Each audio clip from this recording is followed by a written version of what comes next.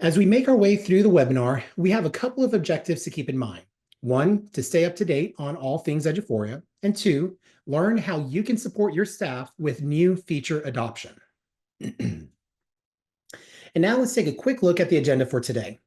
We'll first talk about updates in Aware and Strive, and lastly, we'll have a quick discussion about Better Together. I will be getting us started on the Aware side of things. The Proctor panel is an Aware Premium feature.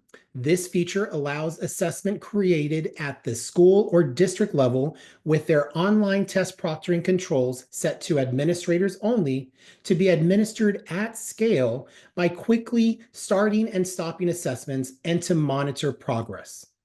Users with the Administer Local Assessment right in Aware will be able to see the Proctor panel when you navigate to Administer under Assessments.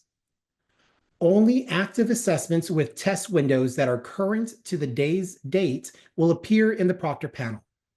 Assessments that are pending or outside the testing window will not appear here until the test author updates their status and the testing window.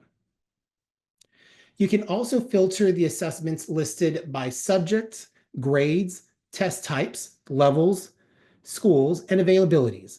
By default, district level users see only district level assessments. You can select the levels filter to change this. School level users don't have a default filter in place. You will see new language instead of start and stop to convey when the assessment is made available and when it is made unavailable for students. By selecting unavailable, this will remove availability to the students.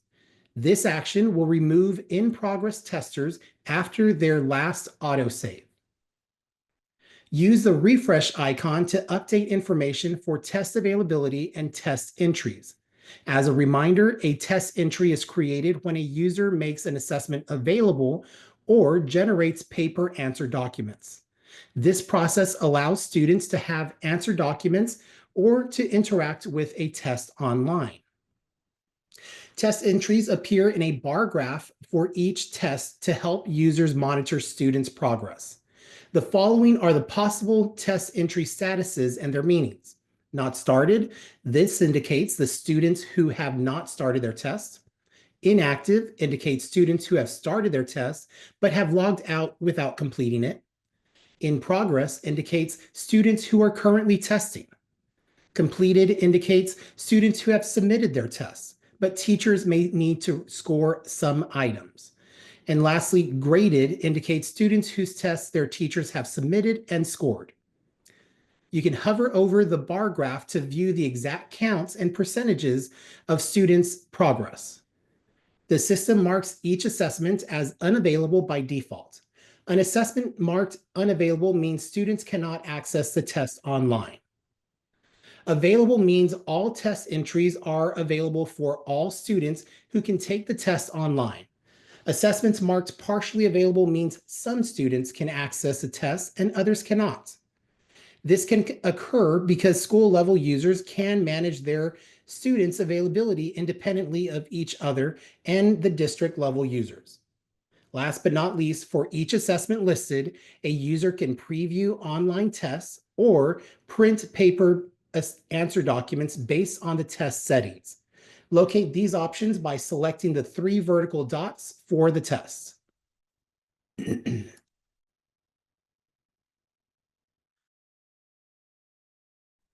Next up, highlighting has 2 big updates this fall. The first big update is that highlighting now works for the technology enhanced items or STAR 2.0 items. This has been a long-standing feature request, and we are glad to be able to provide it for your students. Secondly, highlighting now saves between test sessions. As students take an assessment across multiple sessions, the highlighting will save and be accessible by the students until the test is submitted. There are some limits.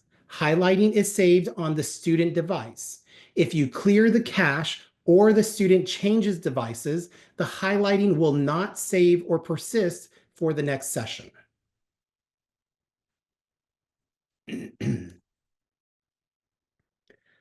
Single test analysis received two updates that we'd like to spend a little time talking about. And as a general reminder, single test analysis is a data analysis solution that helps educators summarize performance on a test, compare standards and depth of knowledge or DOK levels, and analyze individual item responses. Excuse me. Keep in mind that currently in single test analysis, you can only use local assessments, meaning assessments authored in AWARE, such as, but not limited to, unit tests, local benchmarks, campus assessments, teacher tests, team tests, quick keys, etc. Your test types may differ in the naming conventions that you all see on the screen. Again, STA is an AWARE premium feature. This fall, single test analysis received a new update in the Performance Summary tab. Now in the Performance Summary, you can see a list of specific students that match the various filters that you apply to the view. As a note, many of the filters available in this tab are not yet available in other tabs. In addition, users can now search for students by name or ID number. You can now curate a list of students by raw score, student demographic, or performance level. Once you have that list of students, you can then use the new function to create a monitor group. And there will be more information on a link at the very bottom of your screen here that you'll be able to navigate to once you all get this presentation.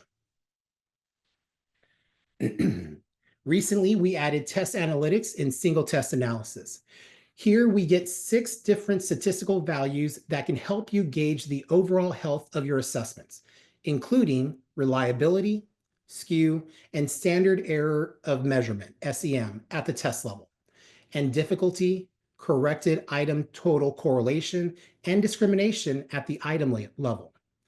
These statistics can be used to help report on test validity and reliability, which are required components of TIA. Now, it's worth noting that these statistical values in isolation are just simply data points or interesting information.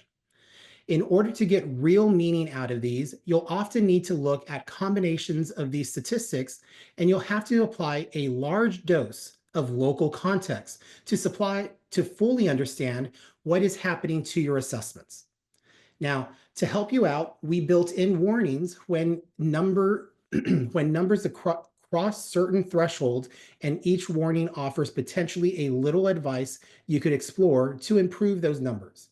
But also keep in mind that sometimes the preparedness of your students, the instructional strength of your teachers, and the purpose of the assessments all have to be taken into account when looking at these numbers. It's not enough to see a reliability score that is really low and think, that's it, this assessment is awful. It's really easy to get a bad reliability score if there are only 3 questions on the assessment.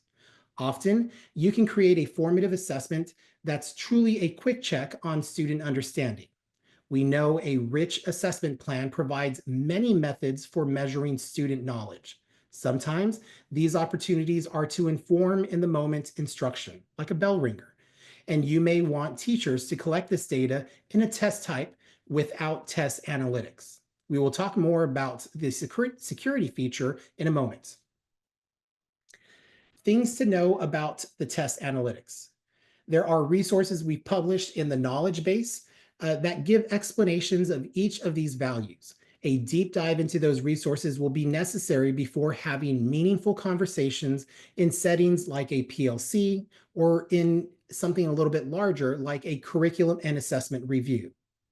Keep in mind, because these calculations are more consistent and reliable when you have more data, we use every bit of data available to make the calculations for each assessment. This means all users see the same statistics when they look here, even though the other tabs limit what a user can see based on rights, rosters, or the filters they've applied. Additionally, if you have an assessment with very few student data points, it might also be a good idea to avoid looking at the statistic on the tab. With the provision of test analytics, we've built in some security for which level of users can see the analytics tab. These are configurable at the test type level. So if you have a test type dedicated to, say, benchmarking or TIA, you can set the analytics to only be available for district admin viewing. Here, you have a direct link to a video that takes a deeper dive into each of the statistics available in the Analytics tab. There are also a number of points offered to help frame your understanding of when to use each statistic. As an example, the video discusses local context.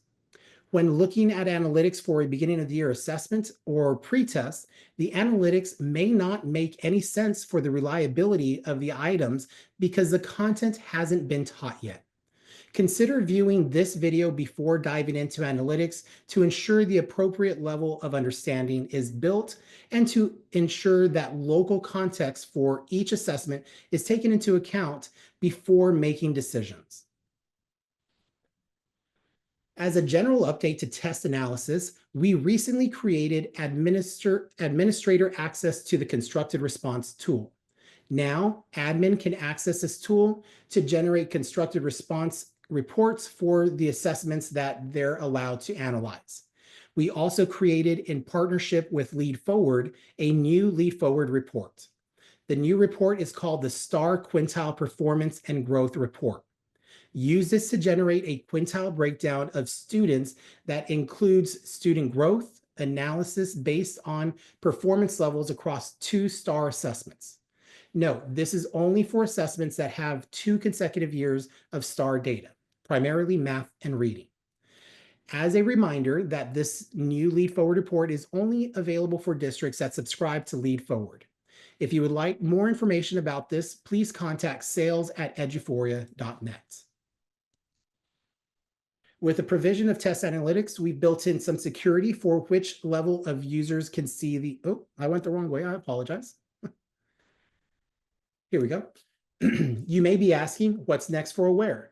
We are beginning the development of supporting QTI packages from third-party vendors. What does that mean? It means if you've purchased item banks from a curriculum vendor, you'll eventually have the ability to import those items into brand new custom banks for your local assessments. While we don't have a lot of details to share with you right now, nor a final timeline, we wanted to give you a heads up to be on the lookout for a future update. We appreciate your recent emails and calls to our support team asking about Desmos's new regression functionality. Good news, through our partnership with Desmos, we have updated to the latest version of the full functionality calculator to include regressions for online assessments. And with that, I would like to send it over to Shanna to talk about Strive. Shanna, take it away. All right, thank you. That was a lot of updates for Aware. That's awesome. Love to hear that. Let's get into some updates that we have in Strive. All right, so the first up, we have the option now to embed the student growth goal into all document types. This is something, again, a lot of these, this is fall releases, so a lot of these things have been out for a while now, but I just want to make sure we touch on it and review. There's been a lot of feature requests coming in for this. The option was there, I believe, for reflection documents, but there were a lot of requests that you wanted to see it in all documents, so we have listened to that. Our overall goal is to give you the tools and features that make your job easier. This is a perfect example of that. Sending your feature requests in is very important, and we love your feedback. So please, don't hesitate and make sure to keep those coming.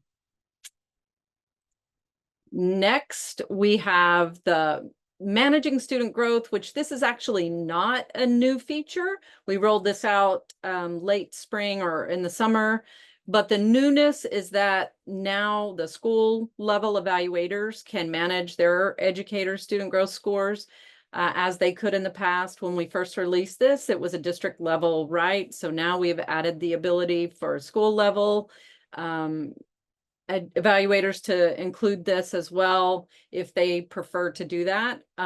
This is a huge thing if your district is participating in TIA, because we actually use this table with the student growth scores for our reports that we have. So the custom TIA report and also the correlation report pulls the data from this table that when they're entered.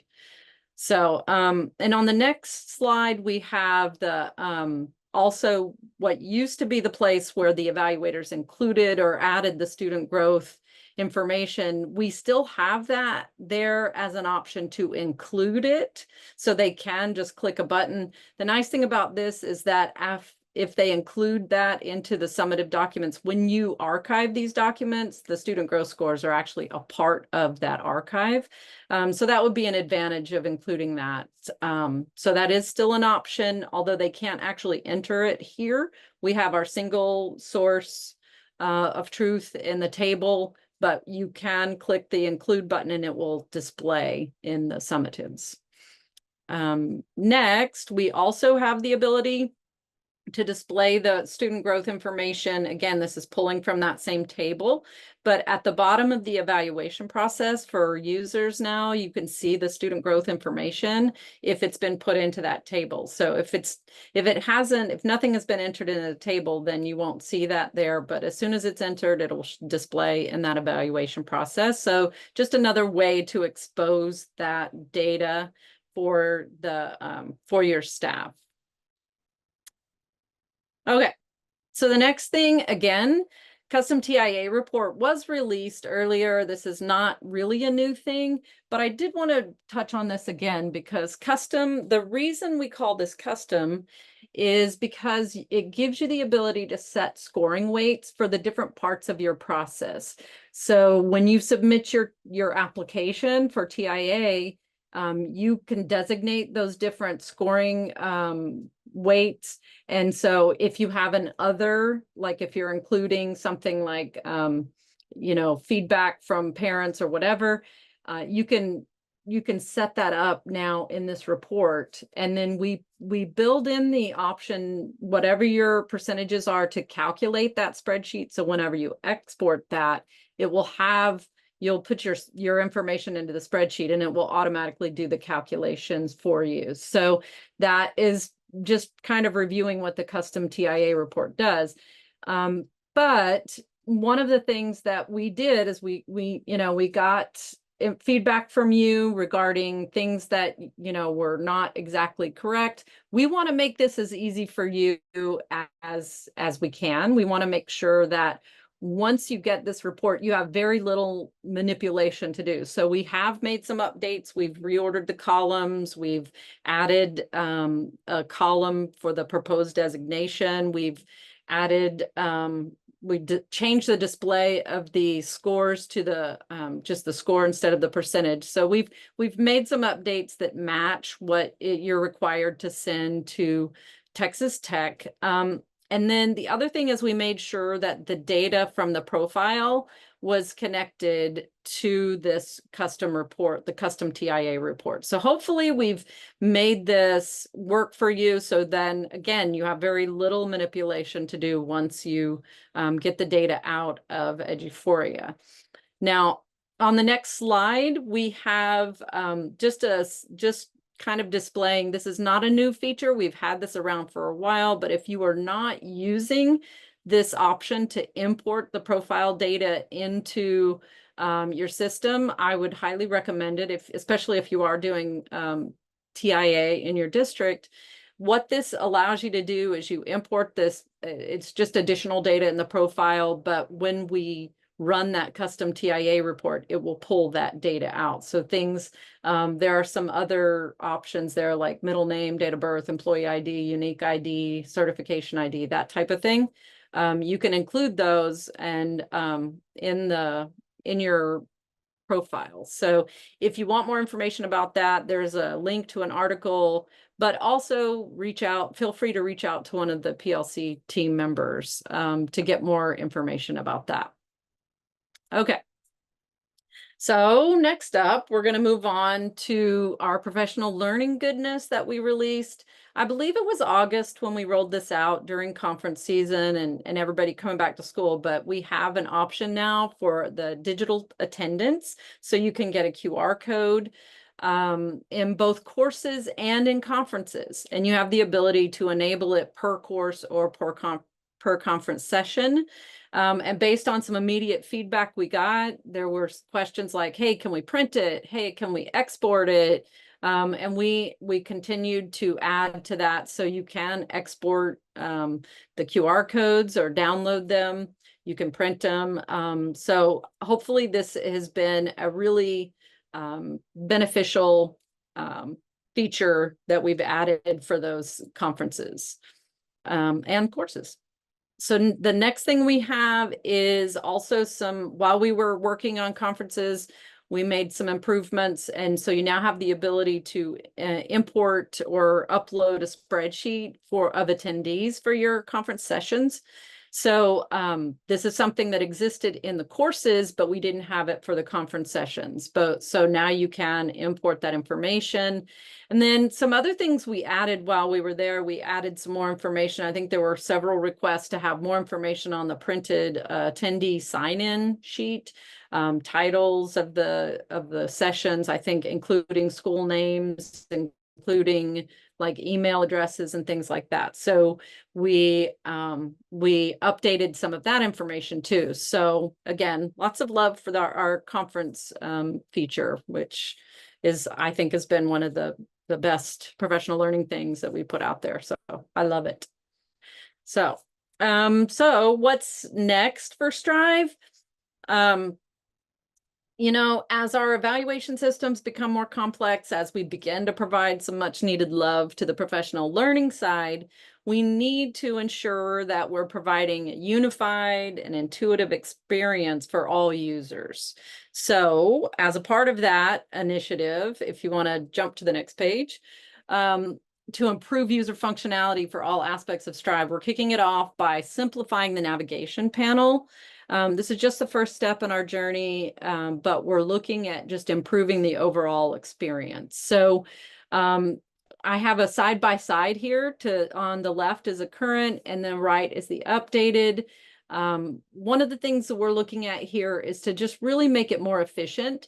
If you do have extra rights, and again, I want to reiterate, this is only going to impact those of you that have some type of evaluator role or a professional learning role. For the majority of your staff, teachers that don't have any extra access, they won't see anything different. We just tried to make it more efficient, so that when you're logging in to do the work that you need, it is all there in one space. So hopefully this helps kind of clarify some of the differences. And the biggest thing I think that I'm excited about is we did, in the past, we had analysis and reports together, and we've kind of separated that out so that your analysis tools are right there and you have quick and easy access. So your document summary, detailed analysis, and your correlation is right there. And then the reports, you can get to it right away. We've heard a lot of feedback like, oh, the reports, you have to go into the analysis and scroll to the bottom.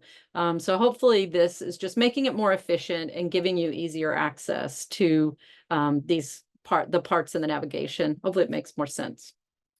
Another thing that we have worked on to build the foundation, if you want to click to the next slide, Armando, is, again, the whole purpose of this is making sure that we have the ability to improve the overall feel of Strive and begin kind of chipping away at improving all aspects of interaction. So we will now have a unified setting. So if you noticed in the old navigation, we had the little wheel with all the separate settings that you went to. Now we have a unified settings at the bottom of that navigation, and it has a landing page that at this point, the nice thing is that it's all kind of a new, fresh look. It gives you a description of what each of those cards are. At this point, when you click on one of those cards, it might take you to the older code, but this is setting us up to be able to go in and update all of those sections and give those, put them in the newer code. So hopefully this will make it easy and quick access. And again, with the descriptions on each of the cards, hopefully that also is very clear and will help people know, what they're looking for. The next update is that reports. Remember, I mentioned we pulled the analysis reports out and have those separate, so it's quick access from the navigation. And then the reporting, when you click on the reports, it has a newer look again, very similar to Aware. If you're Aware users, we've updated that. So it's, just an easier way to find those reports. And at some point, we're looking at having a way to just even pin some reports that might be useful that you're accessing more common to the top of that page. So, okay. So that's a lot of changes that we have coming for Strive.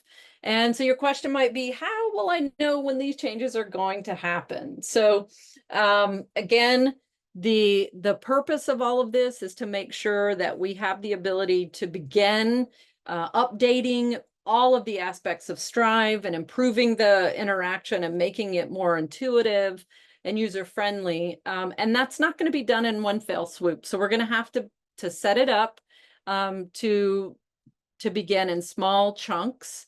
And as we're doing that, we are going to be communicating with you. So we have this slide up here to make sure if you're signed up for email alerts. So if you're not signed up to get news from us, please sign up. There's a link there at the bottom to sign up for that. We also have some in-app messaging planned for that. You've seen some of that from User Pilot as we release new things. So we'll definitely have that. We'll have some tours set up. So we're not going to just like put it out there and leave you empty-handed. We'll definitely make sure that you're prepared for those updates. We do plan to do it fairly soon after the holidays. So when we're back, we'll have some updates go out. Again, just stay in touch with us. We'll make sure that we have that information and we're messaging that. Send us any questions if you have those. I also want to point out the software updates and releases. Everything that we're going through today is all on that page. So if you log into the help section and look at Eduphoria help, there's an announcement, news and announcement, and there's software updates and releases. So all of this stuff that we're going over today, and then some even updates to bug things, are all listed in that section. So a lot of information out there for you to access. Okay, I think that's all I have. I'll pass it back to you. Thank you, Shanna. And now let's have a little bit of a discussion in alignment with the agenda that we were talking about earlier about how Aware and Strive truly work better together. Your PLC practices are a fantastic way to bring the data you collect in Aware and Strive together. These high-impact conversations center around the following 4 essential questions. What do we want all students to know and be able to do? 2, how will we know if they learn it? Number 3, how will we respond when some students do not learn? And number 4, how will we extend the learning for students who are already proficient? Your district or school staff can build quick views or define procedures for tools like STA to help teachers analyze student performance data and answer these questions and determine the next steps for instruction based on their findings. When administrators are active in PLCs, they may also be able to find evidence to support dimensions in the T-test rubric, such as planning 1.2, knowledge of students 1.3, or activities 1.4. For example, a conversation where teachers identify content to spiral and students to target for remediation may be evidence for grouping students based on need. The goal-setting option available in Strive are another great coaching and data collection tool. Leaders and teachers can have conversations about goal progress without ever leaving Strive. This also helps keep your information in one easily accessible location. When using student growth goals, you can also pull in additional student performance data by connecting a student portfolio, which will show student demographics alongside percentages of students' achievement growth based on local measurements. Eduphoria offers a variety of services, including professional learning opportunities. These opportunities can be held on-site at your district or virtually. We offer a variety of sessions that cover Aware Premium topics, Aware data analysis, Strive for appraisers, Strive conferences, and so much more. We partner with you and work closely to understand your district needs and ensure that your educators will be successful. If you are interested in learning more, feel free to email sales@eduphoria.net. We want to remind you to visit our teacher learning site for Aware and Strive at teachers.eduphoria.net. Within the teacher site, you will find modules made up of video, text learning resources, supports, knowledge checks, and discussion prompts. The length of the video content ranges from a couple of minutes to about 8 minutes in length, where teachers can get topic-specific demonstrations on utilizing Aware or Strive. We have an exciting update for the Aware portion of the learning site. We've added new modules for the following Aware Premium tools: single test analysis, mastery tracker, and post-assessment activities. If you are interested in course challenges for teachers to show what they know, fill out the interest form and we will get back to you as soon as possible. If you need any additional assistance for other training related topics, please email training@eduphoria.net. And with that, I don't think there are any other questions in the chat or in the Q&A window here.